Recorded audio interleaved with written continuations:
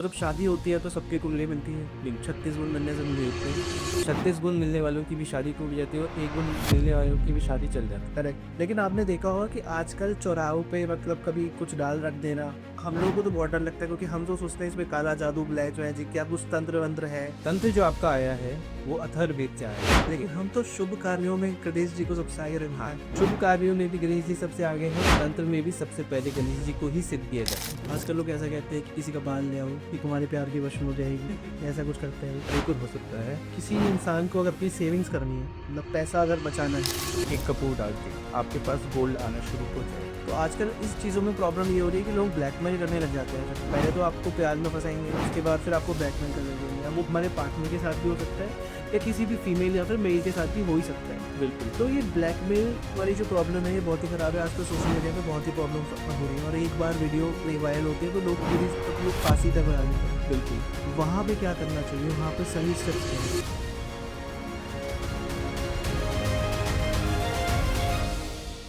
Hello everyone, मेरा नाम है आयुष और मैं हूँ टॉक विद फील का फाउंडर। जैसा कि आप सभी लोग जानते हैं कि हमारे इस पॉडकास्ट में काफ़ी तरह के लोग आए, लेकिन बहुत कम ऐसा होता है कि जब हमें भी पॉडकास्ट में करने में मज़ा आता है। लाइक एस्ट्रोलॉजी में कभी मज़ा आता है क्योंकि बहुत सारे ऐसे उपाय होते हैं जो हम लोग भी डेली सुनते हैं, तो हमें लगता है कि हाँ यार, ये लॉजिक्स के साथ है। तो आज जिनको हम बुलाने जा रहे हैं उनका नाम है एस्ट्रो तुषार शर्मा, और वो थर्ड जनरेशन है अपनी पीढ़ी में, तीसरी पीढ़ी है इस काम को करते हुए। और बहुत सारे लोगों की उन्होंने ज़िंदगी बदली है, बहुत सारे लोगों की हेल्प करी है।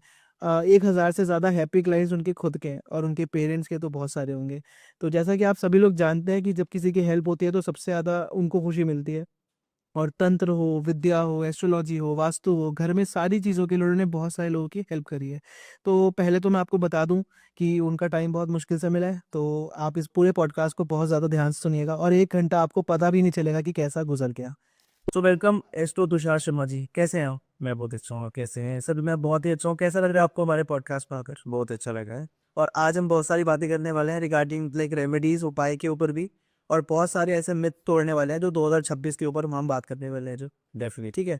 सर, सबसे पहले जो प्रॉब्लम आती है, सबसे पहला सवाल मेरा आपसे ये है, अगर किसी का घर है और आजकल आप जानते हैं फ्लैट में लोग ज़्यादा प्रेफर करते हैं क्योंकि वहाँ पे सारा इन्वायरमेंट मिल जाता है, सब कुछ एक ही जगह मिल जाता है। तो लेकिन अगर किसी का फ्लैट छोटा है, और छोटा जब फ्लैट होता है तो वहाँ पे सारी चीज़ें एडजस्ट करनी पड़ती है। तो वहाँ पे वास्तु अगर नहीं मतलब उस तरीके से चल पा रहा है तो आपके हिसाब से वास्तु उसमें कैसे काम करेगा? क्योंकि अब छोटा फ्लैट है तो वहाँ पे हमें एडजस्ट करके सारी चीज़ें एक ही जगह करनी पड़ती है कभी-कभी। तो उससे, और अगर उसको सही कैसे करें, और अगर नहीं कर पा रहे हैं तो उसके नेगेटिवनेस क्या होता है, उसका उपाय क्या है आपके हिसाब से? ओके। मैं आपके क्वेश्चन को समझ गया हूँ कि आप ये कहना चाह रहे हैं कि क्या वास्तु बड़े घरों में ही होता है या छोटे घरों में भी? एग्ज़ैक्टली। क्या मिडिल क्लास पर्सन भी वास्तु को करना चाहिए या नहीं करनी चाहिए? करेक्ट। इसके पीछे ये है कि वास्तु हर घर के अंदर होता है, हर ऑफिस के अंदर, हर बिल्डिंग के अंदर, हर मंदिर के अंदर वास्तु हर जगह पे है। कुछ चीज़ें हमारे को हर जगह पे देखनी चाहिए। फर्स्ट, हमारा पूजा स्थान क्या है। सेकंड, हमारे घर के ब्रह्म स्थान मीन समझ सेंटर ऑफ द हाउस में कोई पिलर तो नहीं है या कोई हैवी वेट तो नहीं। अगर वहाँ होता है तो उस फैमिली के पर्सन्स को या फिर एल्डर्स को बैक पेन का मेजर इश्यू रहता है, वो सडन एक्सीडेंट्स बहुत ज़्यादा होते हैं। ओह! थर्ड थिंग हमारे को जो देखनी चाहिए कि ड्रेनेज पाइप हमारा किस जगह से जा रहा है, क्या वो वास्तु पुरुष को तो परेशान नहीं कर रहा। एंड सेकेंड थिंग, एक ये देखना चाहिए कि कभी भी साउथ फेसिंग घर नहीं लेना चाहिए, ये साउथ वेस्ट फेसिंग। वो क्या है, नेगेटिविटी को या फिर आप कह सकते हैं कि बीमारियों को अपने घर में लाता है। इन चीज़ों का हमारे को ध्यान देना चाहिए। ओके। और तुषार जी, मेरा अगला सवाल आपसे बहुत ही महत्वपूर्ण है। जब एक घर होता है तो फिर बिजनेस भी होता है। तो और बिजनेस कभी कभी क्या होता है, बहुत अच्छा चल रहा होता है, फिर सडनली कुछ ब्रेक लग जाता है, रुक जाता है, या फिर कुछ प्रॉब्लम्स आने जाती है अननेसेसरी। तो उसमें भी वास्तु काम करता है या फिर? बिल्कुल, वास्तु हर चीज़ में काम करता है, बट ये होता है कि 3 कैटेगरी में डिवाइड रहता है वास्तु। फर्स्ट हमारे घर के लिए, सेकंड कमर्शियल बेसिस के, थर्ड होली प्लेसेस के लिए। मंदिर का अलग रहेगा, बिज़नेस का अलग रहेगा, घर का अलग रहेगा, ठीक है? तो इस तरीके से रहता है। अगर सडन चलते हुए बिज़नेस रुक जाता है, इट मीन्स कोई वास्तु दोष है या फिर नेगेटिविटी है। ये 2 ऑप्शन हम मानते हैं। कैसे सही कर सकते हैं इसको? पहले तो हमारे को वास्तु में ये देखना है कि हमारी प्लेसमेंट क्या है। क्या हमारे जो ऑफ़िस है, उसमें प्लेसमेंट सही है? जैसे अगर हमारे को एक बेसिक चीज़ बताऊँ कि अकाउंट डिपार्टमेंट सेट करना है या फिर हमारे को अपनी फाइल सेलेक्ट करनी है कि फाइल्स वगैरह हम अपना स्टॉक कहाँ रखें, तो वो नॉर्थ ईस्ट में रहना चाहिए। अच्छा। उसके बाद हमारा, अगर हमारे को अपना रिवेन्यू देखना है या फिर हमारा रिसेप्शन काउंटर है, हमारे को नॉर्थ वेस्ट की साइड रखना चाहिए। इस तरीके से प्लेसमेंट्स थोड़ी अच्छी, या फिर हमारी सिटिंग है तो हमारा जो फेसिंग होना चाहिए वो नॉर्थ या नॉर्थ ईस्ट का फेसिंग होना चाहिए, साउथ में बैठ करके। अच्छा। तो हमारे पास अच्छे क्लाइंट्स बुलाता है। हम्म।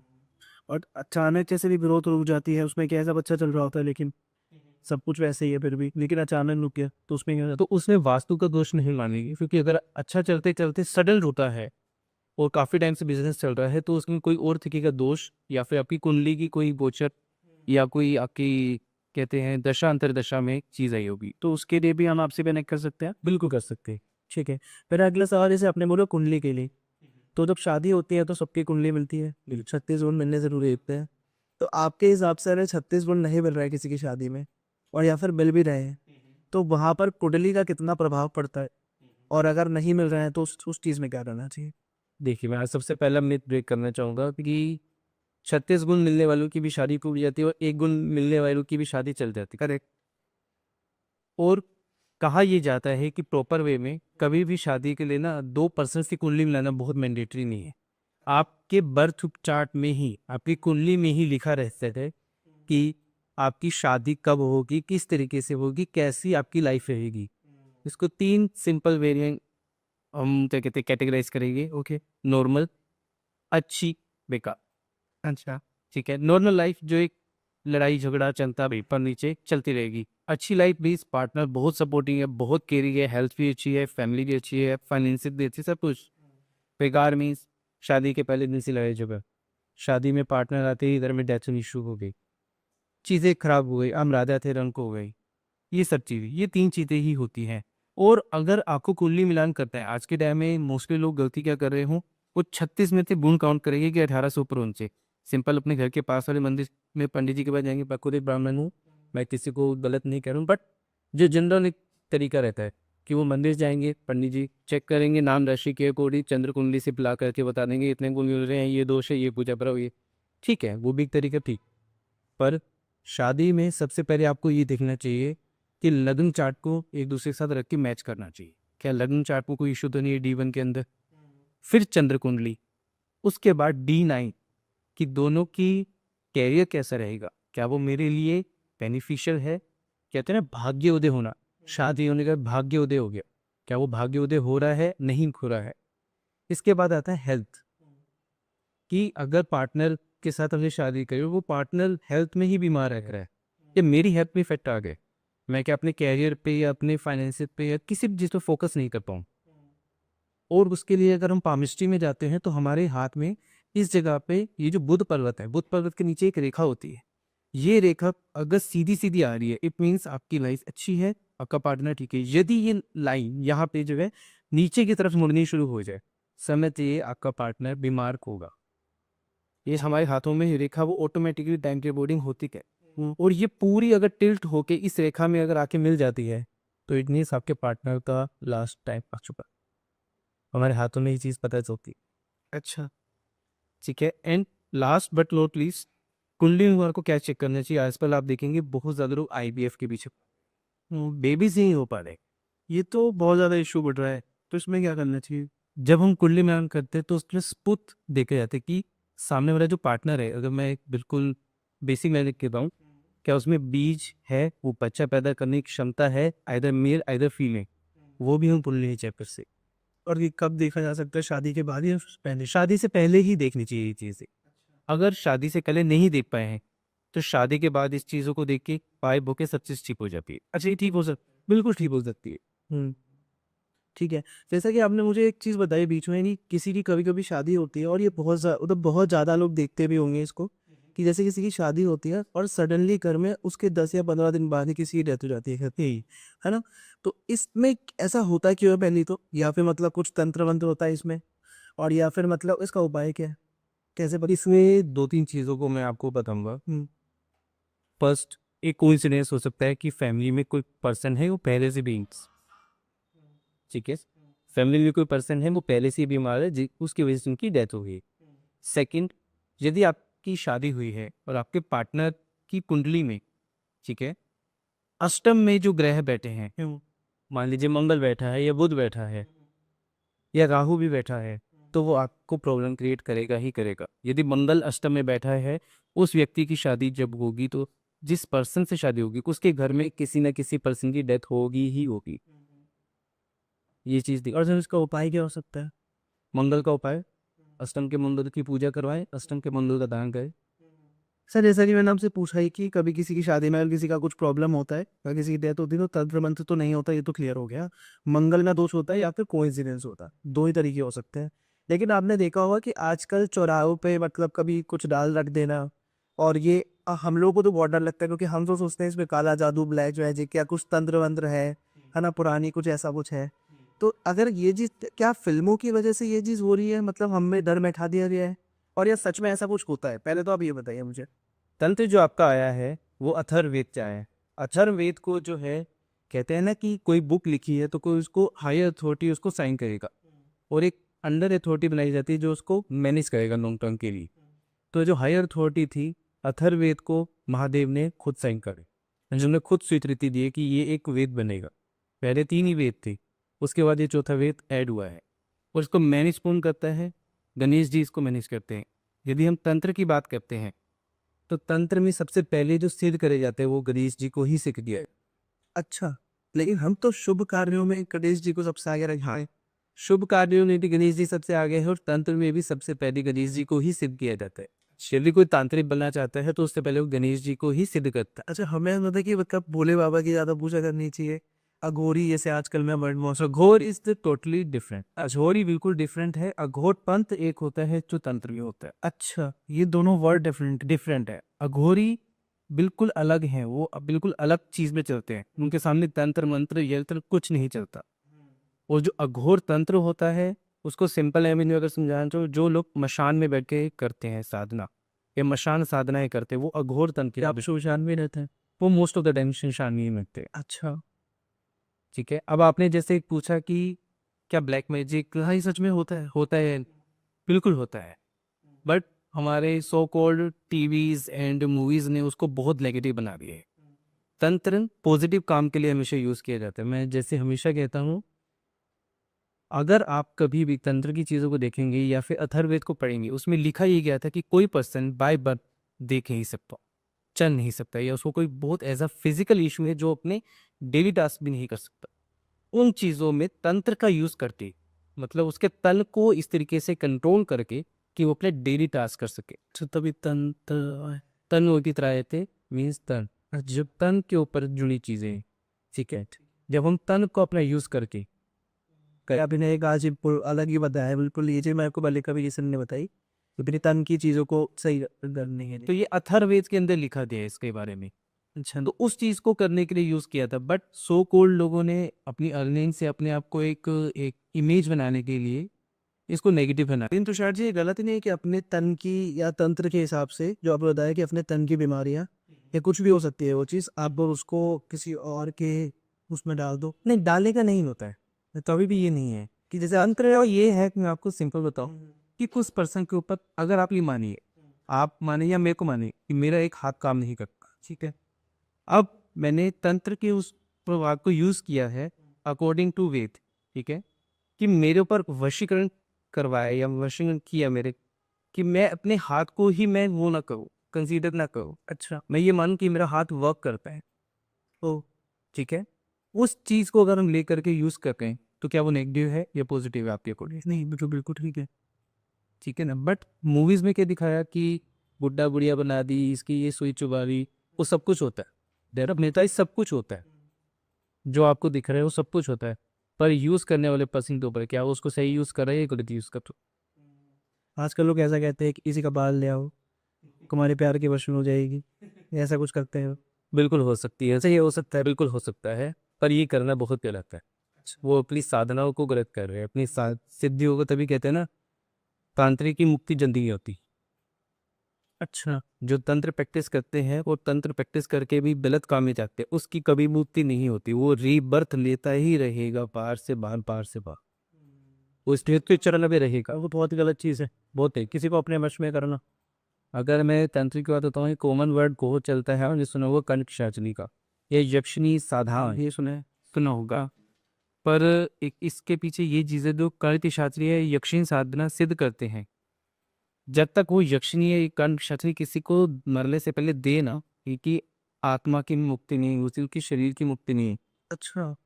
मेरे बहुत क्लोज नोन थे जिन्होंने कर्ण पिशाची सिद्ध करी।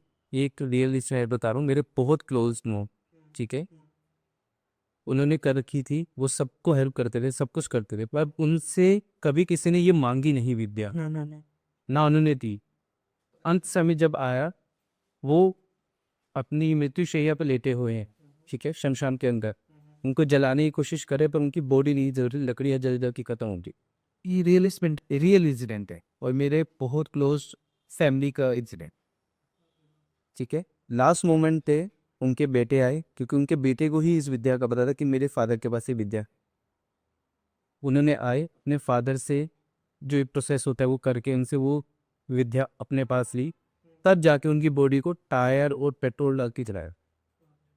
तो इतनी कष्टदायक मृत्यु होती है, जो आज लोग कहते हैं ना कि आप ये मंत्र करो, यक्षिणी सिद्ध कर लो, आपका धन आ जाएगा, इसकी आप लोगों को भ्रमित कर रहे हो, लोगों को फंसा रहे हो। हाँ। तो बहुत ही अलग ही सामोदी, बहुत ही गलत है। आह, थोड़ा सा अलग समय पे चलते हैं तुषार जी।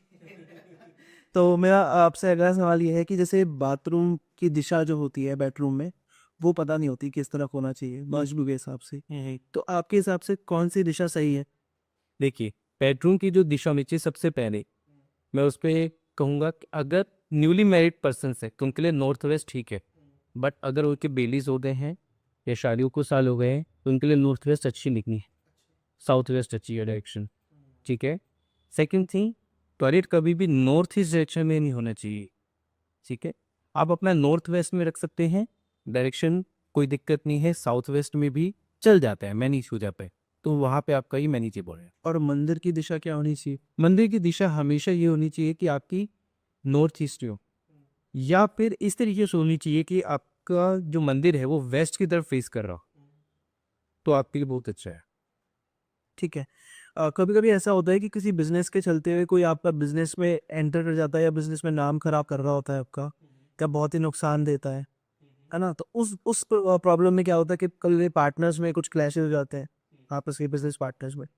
तो वहाँ पे मतलब सब क्या करना चाहिए उस हिसाब से, क्योंकि आजकल बहुत ज़्यादा बिजनेस स्टार्टअप जो होते हैं वो रोज खुलते हैं रोज बंद होते हैं, ये पहला पार्ट तो ये भी है। तो इसमें मतलब दूसरे लोग डिफेंड ना करें, उसके लिए क्या करना चाहिए? देखिए, कभी भी हमारे को अगर कोई पार्टनरशिप की बात है, हमारे को अपनी कुंडली का 7th हाउस देखना चाहिए, ठीक है।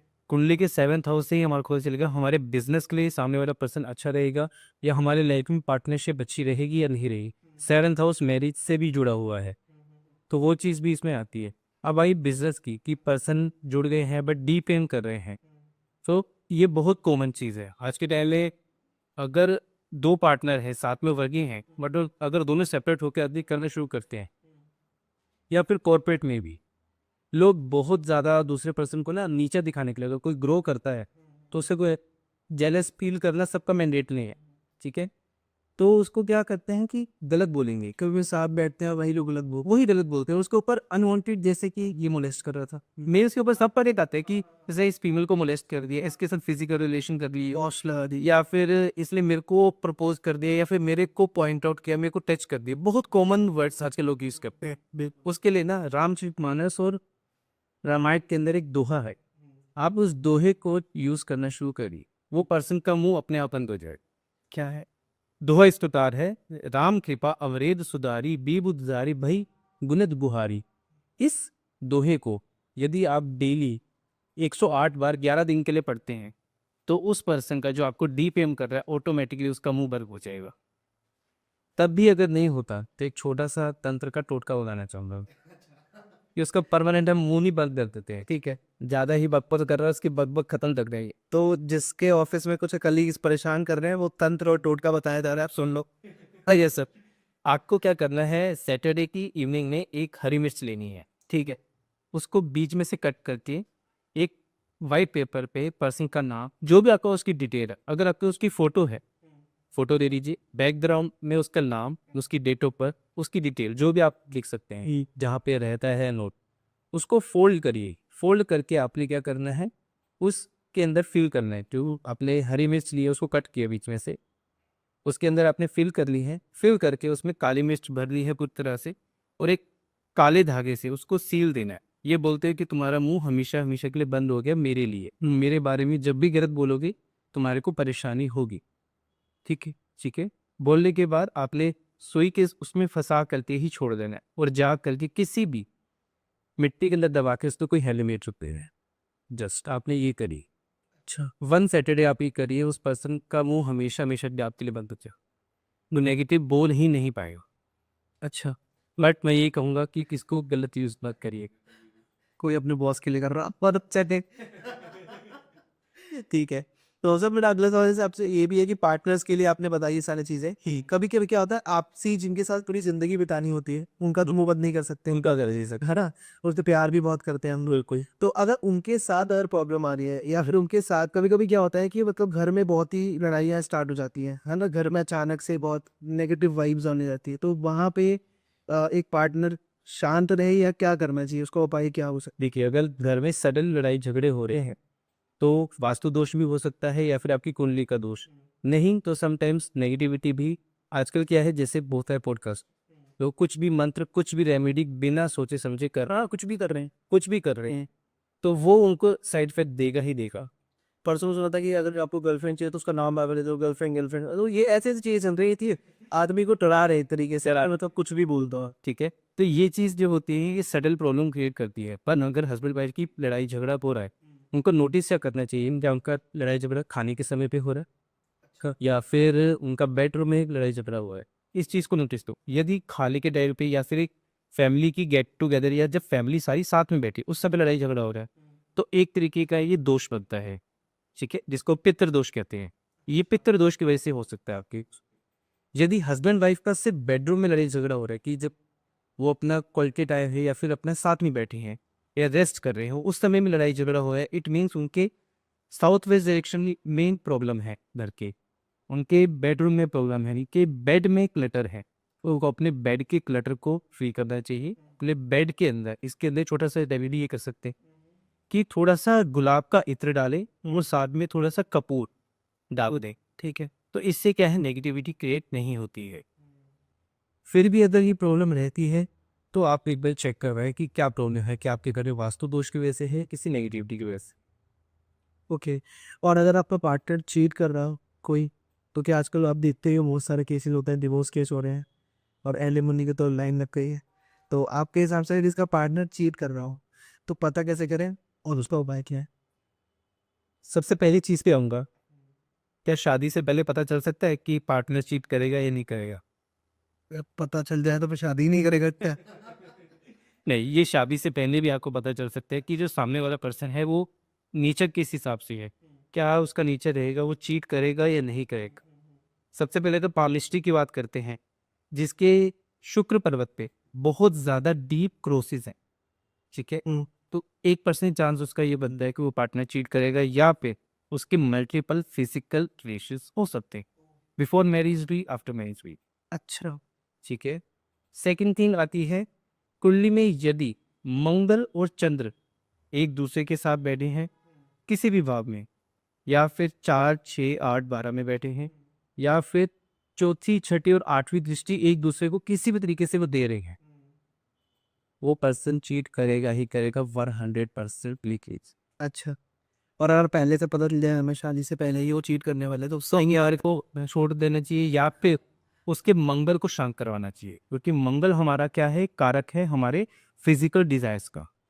अच्छा। लस्ट आने का हमारा एक डिजायर है। यदि अगर आप देखेंगे, अगर हम बिहार के ऊपर फोकस करते हैं, अपने छठी मैया भी हमारा गया है, छठ बढ़ गया है, तो वहाँ देखेंगे कि जब भी न्यूली मैरिड कोई बिहारी होते हैं, ठीक है, जो बिहार से बिलोंग कर रहे हैं, शादी होती है, तो उनकी जो वाइफ होती है वो बहुत लंबा ऑरेंज कलर का ना सिंदूर लगाती है।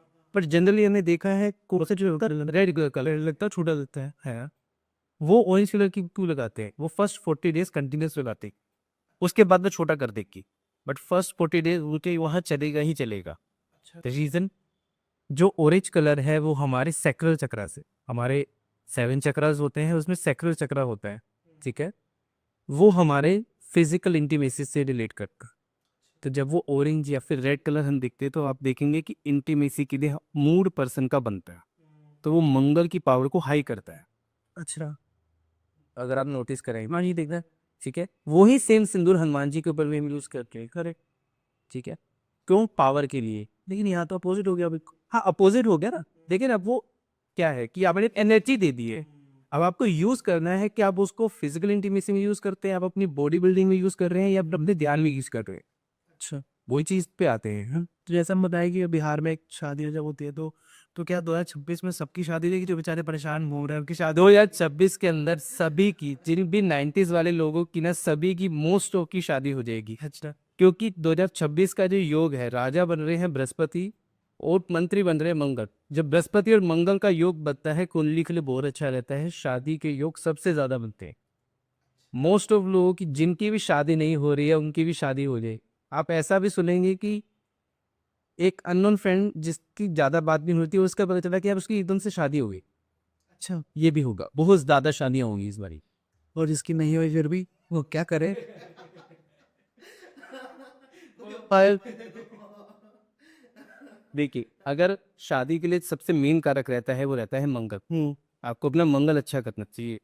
मंगल अच्छा करने के लिए अगर छोटा सा उपाय मैं आपको बताऊं, आप हर मंगलवार हनुमान जी के मंदिर जाइए, वहां से उनके कंधे का या उनके हाथों का सिंदूर लीजिए पंडित जी से, अच्छा। और वो राम जी के और सीता माता के चरणों में लगाइए। 7 मंगल अगर आप ये करिए आपकी शादी पक्की होगी। ये बहुत अच्छा रास्ता होता है आपने।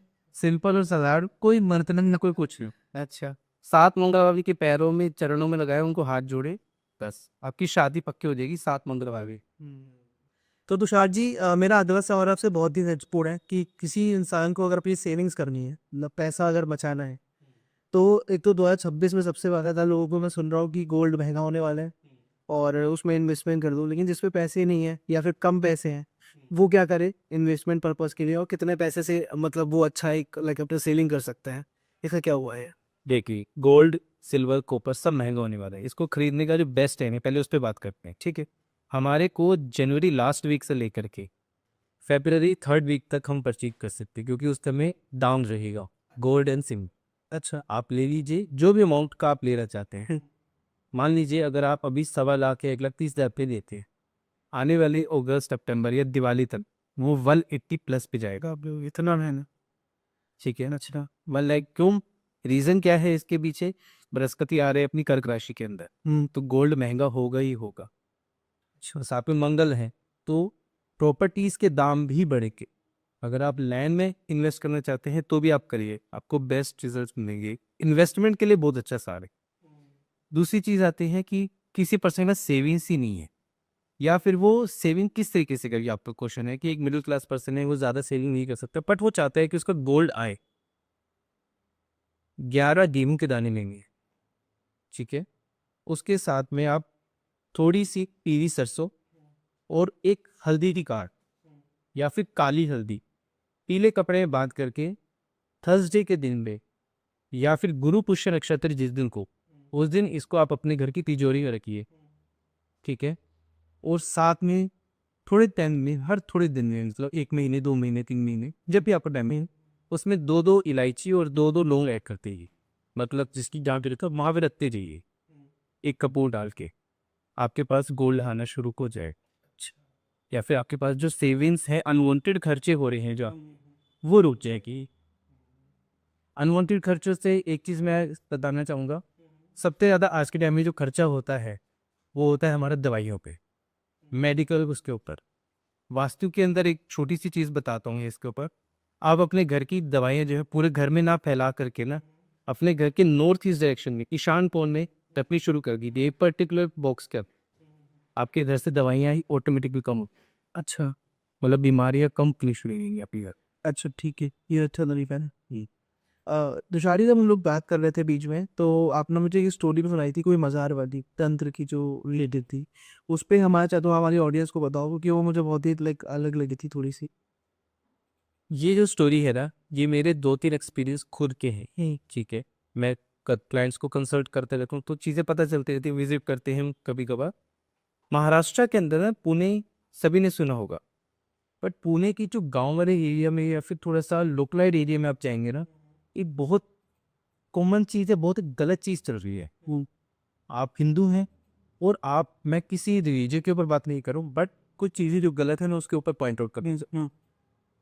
हिंदू लोग हैं और अपने घरों में उन्होंने मजार स्थापित कर रहे हैं, या फिर जिन को बिठाए हैं, जिन्नात को बिठा रहे हैं। हिंदू लोग उनकी पूजा कर रहे हैं प्रॉपरली अपने घर में बिठा करके।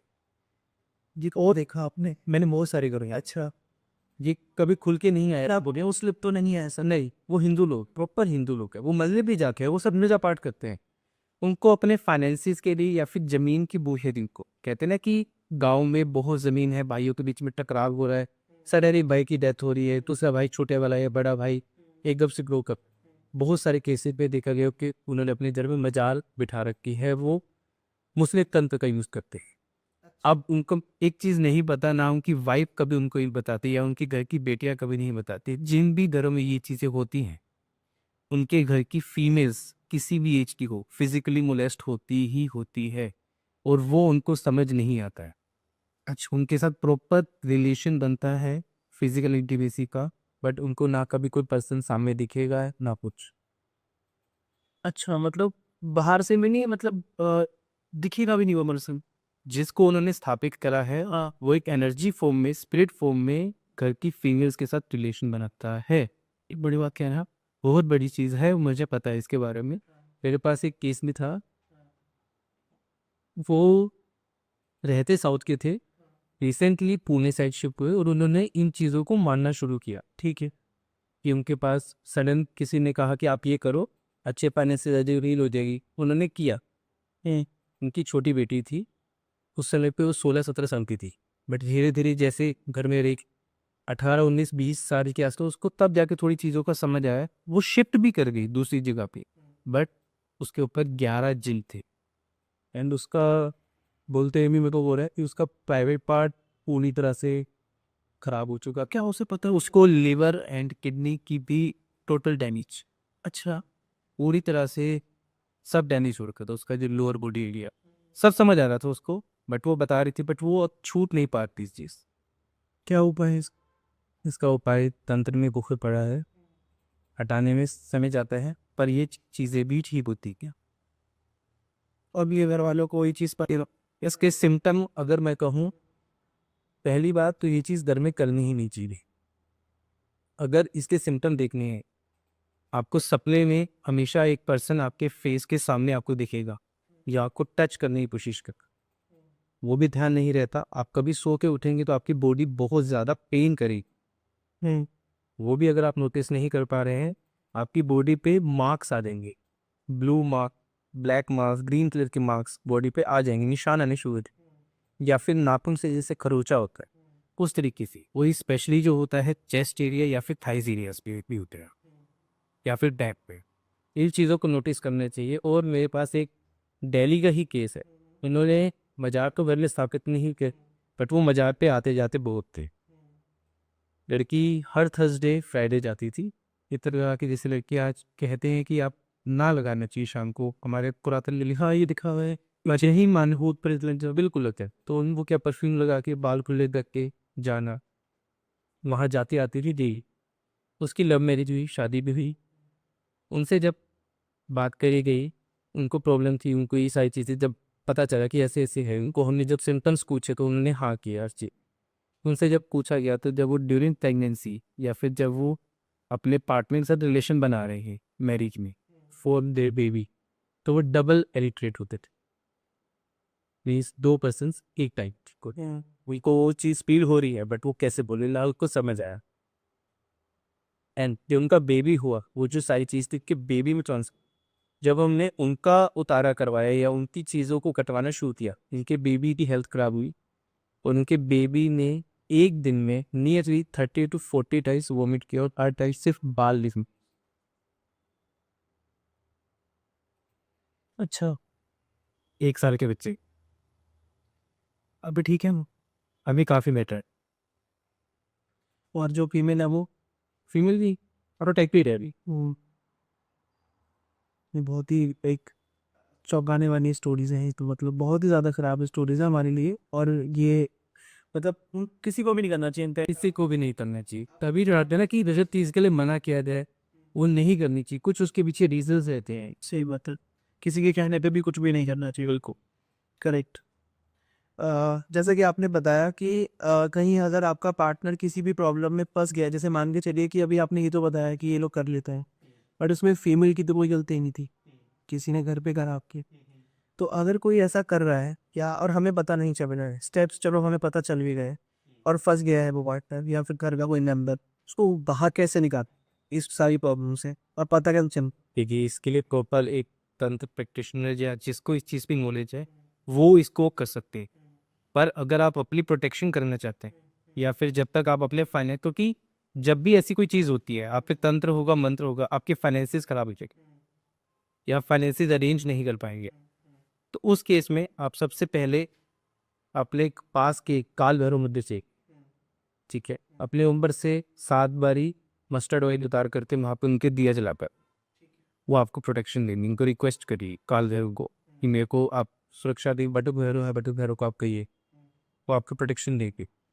दूसरा, फ्रिक्वेंट बेसिस पे आपको हनुमान मंदिर जाना चाहिए या फिर दिन में हनुमान चालीसा करनी ही चाहिए। ये आपको अनवांटेड एनर्जी से प्रोटेक्ट करेगी। ये टेम्परेरी इलाज है, पूरी तरह निकालने के लिए तो पूरा लंबा प्रोसेस है, इसमें टाइम जाता है। 1.5 से 2 महीने, 1.5 से 2 महीने अच्छी तरीके से लगते हैं properly person, but life long के लिए फ्री हो जाएगा इस चीज़। ये अच्छी चीज़ है। तो तुषार जी, मेरा बहुत ही एक इम्पॉर्टेंट सवाल ये भी है कि आजकल आप देख रहे हो सोशल मीडिया का ज़माना है, तो बहुत सारी चीज़ें होती हैं कि लोग ब्लैकमेल कर रहे होते हैं पार्टनर्स को, लाइक किसी भी लड़की को भी कह सकते हैं, या फिर हमारा पार्टनर भी इन्फ्लुएंस हो जाता है किसी की, जैसे ऑफिस में जाता है तो बातचीत हो रही है किससे। तो आजकल इस चीज़ों में प्रॉब्लम ये हो रही है कि लोग ब्लैकमेल करने लग जाते हैं। फिर पहले तो आपको प्यार में फंसाएंगे, उसके बाद फिर आपको ब्लैकमेल करने जाएंगे, या वो हमारे पार्टनर के साथ भी हो सकता है या किसी भी फीमेल या फिर मेल के साथ भी हो ही सकता है। बिल्कुल। तो ये ब्लैकमेल वाली जो प्रॉब्लम है ये बहुत ही खराब है। आजकल सोशल मीडिया में बहुत ही प्रॉब्लम हो रही है, और एक बार वीडियो वायरल होती है तो लोग पूरी अब लोग फांसी तक लगा लेते हैं। बिल्कुल। वहां पे क्या करना चाहिए, वहां पे सही स्टेप्स क्या है? पहली चीज़ तो ये है कि अगर आपका पार्टनर ब्लैकमेल हो रहा है या फिर थर्ड पार्टी का सिनेरियो है, ऐसा रीज़न होना ही नहीं चाहिए, बनना ही नहीं चाहिए इसमें। तो सही बात है। रीज़न क्या होता है अभी ये बनने का? हर पर्सन को या पार्टनर को 3 चीज़ें होती है, मेंटली, फिजिकली, इमोशनली। तो 3 सपोर्ट अगर मेल हो, फीमेल हो, उसको मिल जाए, तो वो कहीं और थर्ड पर्सन में कभी नहीं जाए, ठीक? बट ये आज के टाइम में एक दूसरे को देते हैं, ये सब फ़ोन पे टाइम देते हैं, ठीक है? कि इस भाभी को पटा लो, ये वाला उपाय करके, ये पड़ोस के उसको कर लो, ये उपाय करो, ये फालतू की चीज़ों के ऊपर।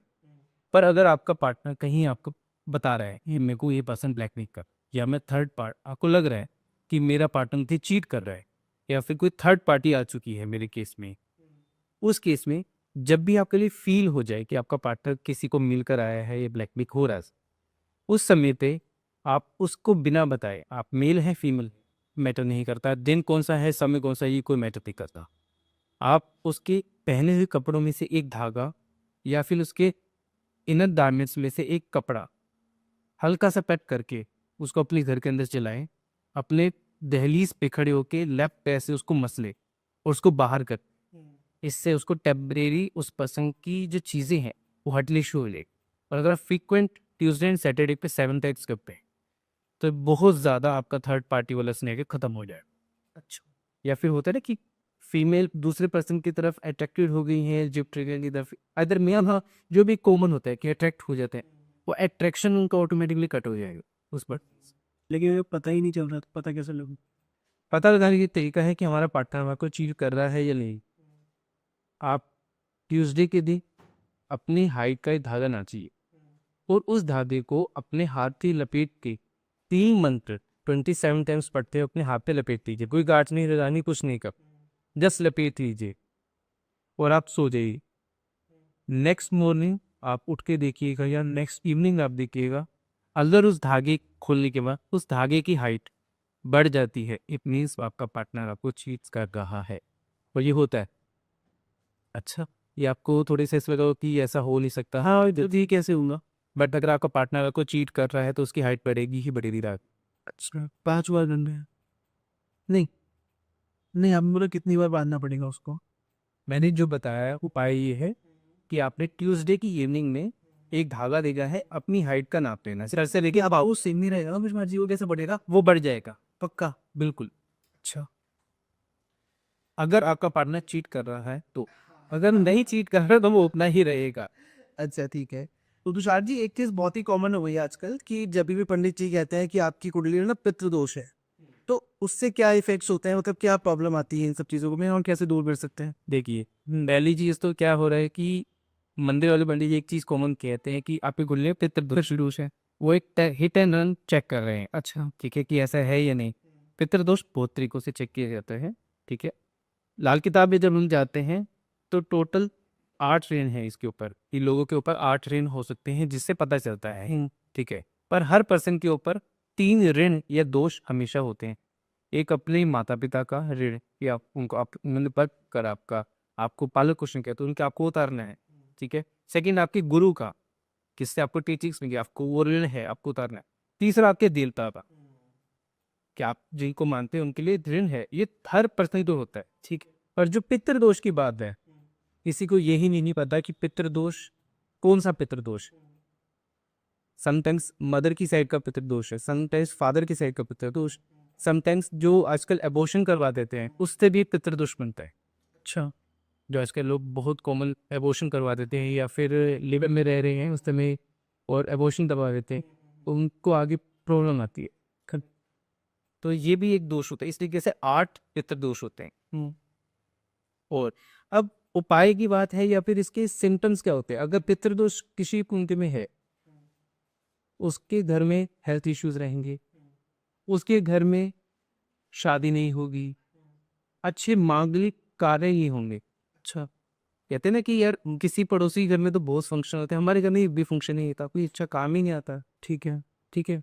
खाने के लिए बैठेंगे, खाने में बाल गिरेंगे या फिर लड़ाई झगड़ा हुआ खाने के समय पे, इनकी किचन हमेशा मेसी मिलेगी, हमेशा ही मेसी। और साउथ वेस्ट उनका खराब मिले, north east and south west हमेशा खराब मिले हो। लेकिन वो पितृदोषी पंडित जी हमेशा एक ही चीज़ क्यों बोलते हैं फिर मतलब? पंडित जी ने ना पूरी ज्योतिष ही पढ़ी, फिर भी पहचान करके बता रहे के। अच्छा, तो और कहते हैं सही तरीके से खाना खिलाइए, ऐसा कुछ होता है क्या? वो अरे सही रास्ता क्या है? वो पितृदोष का है कि हम अगर उपाय है पितृदोष के लिए, महा उपाय ये है कि आपने अमावस्या के दिन पे या अमावस्या की एक रात्रि पहले आपने क्या करना है, सतनाजा ला 7 तरीके का अनाज होता है उसको मिक्स करके आते के आपने 3.5 मुट्ठी सतनाजा रखना है एक प्लेट में। उसके बाद उसमें क्या करना है, आटे का चौमुखी दिया लगाना है सरसों के तेल का। अगले दिन जब वो जल जाएगा, इवनिंग में आपने जलाया, अगले दिन उसको क्या करना है, अमावस्या के दिन आपने उसमें से बाती हटाई, उसमें गुड़ रख के वो गाय को पिलाते गई, जिससे आपका बुध अच्छा हो गया है। बाकी जो सतनाजा है उसको आपने पक्षियों को डालना है। ये 11 अमावस्या आप करिए, कुल्ली से आपके घर में से पितृदोष हट जाएगा। अच्छा। सिंपल एंड इजी उपाय है, कोई भी कर सकता है। और यदि आपकी कुंडली में पितृदोष नहीं है तब भी आप ये कर सकते हो, उससे आपके पितरों को फायदा ही मिलेगा, आपको उनकी ब्लेसिंग्स मिलेगी ही मिलेगी। तो तुषार जी, मेरा आखिरी सवाल आपसे एक ये भी है, बहुत ही इम्पोर्टेंट। 2026 आने वाला है और हमारी ये वीडियो भी 2026 में ही स्टार्ट होगी। तो आपसे कोई आपकी मतलब कोई प्रिडिक्शन अगर मैं जानना चाहूँ, जो आपको लगता है कि इस साल कैसा होने वाला है? अभी पिछला साल तो बहुत ही थोड़ा-सा इंडिया के लेवल पे भी मतलब वॉर्स भी हुई हैं इस बार, बहुत सारे तूफ़ान आए हैं, लड़ाई झगड़े, बहुत सारी चीज़ें हुई हैं। तो 2026 के लिए क्या एक अच्छी सूचना है हमारे लिए कुछ, या फिर कैसा जाने वाला है ऐसा?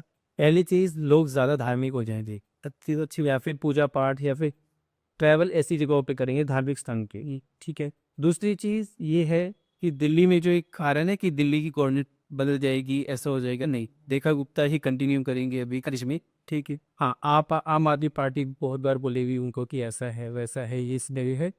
दिल्ली की नाम राशि जो है वो मीन राशि है और प्रभाव राशि जो है मकर राशि है, ठीक। राहु शनि और मंगल सूर्य का जो योग ये बनेगा तो दिल्ली में पोल्यूशन तो कंटिन्यू रहेगा ही नहीं, पोल्यूशन से किसी को राहत नहीं मिलने वाली, दिल्ली की सरकार भी नहीं, यही कंटिन्यू रहेगी।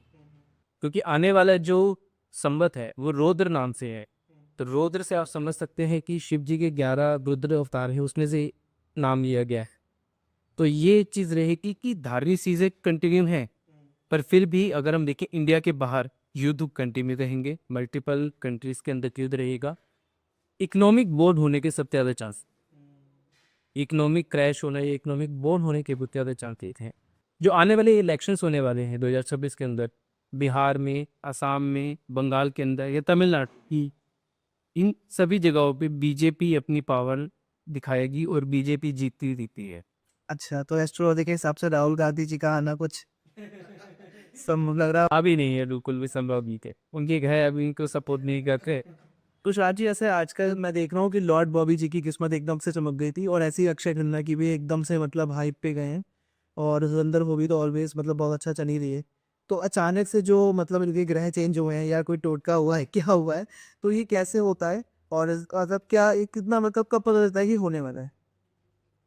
शायद जादू टोटका हुआ। नहीं, जादू टोटका कुछ नहीं है। सब कहते हैं कि राहु की दशा खराब है अच्छा। या फिर शनि की दशा खराब है। हम कहते हैं कोई भी दशा खराब नहीं है। करेक्ट। राहु की दशा जो होती है वो आपको मेंटली चीज़ों को सोचने के लिए, आउट ऑफ द बॉक्स सोचने के लिए कहती है। अच्छा। राहु की दशा में लोग बहुत ज़्यादा फाइनेंशियली प्रॉब्लम फेस करते हैं या कैरियर प्रॉब्लम फेस करते हैं। ठीक है। बट राहु की खासियत है, अगर वो आपका टाइम ले रहे हैं ना, तो आपको मनी देंगे ही देंगे। ओ। फैक्ट है। जब राहु की महादशा खत्म होगी आपकी, वो आपको लॉटरी लगा के ही जाएंगे। जैसे अक्षय खन्ना और लॉर्ड बॉबी देओल के उसमें देखा गया है कि उनकी जैसे राहु की दशा चल रही थी वो बिल्कुल डाउनफॉल दिखे नहीं, उनको बहुत ज़्यादा फाइनेंशियल क्राइसिस, बहुत सडन गायब हो गए मार्केट से सब। बट जैसे ही उनकी वो खत्म होकर बृहस्पति की दशा आने वाली थी, जैसे अभी नए आने साल वाले भी बृहस्पति का आने वाला है, सबके लिए मंगल होगा, अच्छा ही होगा, तो ऑल ऑफ अ सडन उनका सब कुछ अच्छा चल पड़ा। एकदम से उनको लॉटरी लगी और उनका वो एक जस्ट स्टेप करते ही वो फेमस हो गए। ये चीज़ है। तो तुषार जी, मेरा एक बहुत ही फनी क्वेश्चन है। जैसे आज एक मूवी बहुत रिलीज हुई है कपिल शर्मा की, किस किस को प्यार करूं, और उसमें वो दिखाया गया कि 4-5 बीवियां हैं उसकी शायद से। तो आपके हिसाब से क्या चार चार बीवी 5 बीवी मतलब होना सही है? कर सकता है ऐसा इंसान जो मतलब देख रहे हैं वो, या फिर क्या? देखिए, लाल किताब के अंदर ना एक योग होता है, हाँ। जिसको मैं सिंपल रिव्यू कहता हूँ। एक तरफ है घर वाली, एक तरफ है बाहर वाली, अच्छा। दोनों में जाए तो हो जाती बात, ठीक है। ठीक, उसमें ये होता है कि यदि शुक्र आपका चौथे भाव में बैठा है, ये चौथी राशि में बैठा है, कर्क राशि में, हाँ। और आपका दूसरा और सातवां भाव खाली है, तो उस पर्सन को दो पत्नियों का सुख मिलता है। अच्छा। एक उसको मदर की तरह उसकी केयर करती है, दूसरी उसको एक गर्लफ्रेंड की तरह उसको प्यार करती है। ओके। लेकिन चीटिंग करना सही भी है, ये गलत नहीं है? ये तो गलत है, बट उसको अब लिखा है कि कुंडली में उसको दो का फल मिलना, तो वो मिलेगा ही नहीं। अच्छा। ये तो वो बड़ी बात हो गई कि आपको एक स्कूप मिला आइसक्रीम में, दूसरे को दो मिलकर आप जलत है। नहीं, ठीक है। बाकी कुंडली पे डिपेंड रहता है ना, बिल्कुल उसके ऊपर छोड़ देते हैं। ठीक है। तो thank you so much Tushar ji for coming our show. And बहुत सारी ऐसी बातें करी हमने और बहुत फनी वे में भी पॉडकास्ट निकला। कुछ कुछ ऐसी बातें थी जो हम लोग बिल्कुल डीप में चले गए। बहुत ही ज़्यादा ऐसी चीज़ें सुनी हमने। और मतलब थैंक यू सो मच। मैं यही कहूँगा कि आजकल आज हमारे बहुत सारे मिथ छूटे होंगे जो हमारे दिमाग में, क्योंकि आपके क्वेश्चंस के आंसर्स में लॉजिक्स थे। आपके क्वेश्चंस के आंसर में ऐसा नहीं था कि बस एक पढ़ी पढ़ाई किताब में से पढ़ रहे हैं हम लोग। 1 घंटा कैसे चला गया है पता नहीं चला, और टाइम श्योर कि हमारी ऑडियंस जब 1 घंटा ही सुनेगी पॉडकास्ट उनको भी पता नहीं चलेगा कि टाइम इतना मतलब अचानक से निकल जाएगा। तो thank you so much guys, आप लोगों को मतलब आप लोगों का सबसे ज़्यादा बहुत बहुत थैंक यू सो मच कि आप और यहाँ तक पॉडकास्ट को सुनते हुए आ रहे हैं, तो हम लोगों को बहुत ज़्यादा अच्छा लगा। आप लोगों के कुछ क्वेश्चन अगर फिर भी रह गए हो तो प्लीज़ आप उसे कमेंट में करिएगा, ताकि आप तुषार जी को सेकेंड एपिसोड के लिए बुलाएं और उनसे आने वाले और भी सवाल पूछें। तब तक के लिए बहुत बहुत शुक्रिया। आप इस पॉडकास्ट को बहुत सारा प्यार दीजिएगा और अपने रिलेटिव या फिर कोई दोस्त जिनको इस चीज़ों से प्रॉब्लम है उन सबको ये पॉडकास्ट ज़रूर शेयर करिएगा, ताकि उनकी भी मुझे इसके लिए हेल्प हो जाए। तब के लिए thank you so much. And Tushar ji, आपका बहुत बहुत थैंक यू सो मच कि आप हमारे पॉडकास्ट में आए और इतने सारे क्वेश्चंस का आंसर्स दिया और बहुत ही लॉजिक के साथ दिया। तो थैंक यू सो मच जी। धन्यवाद। राधे राधे।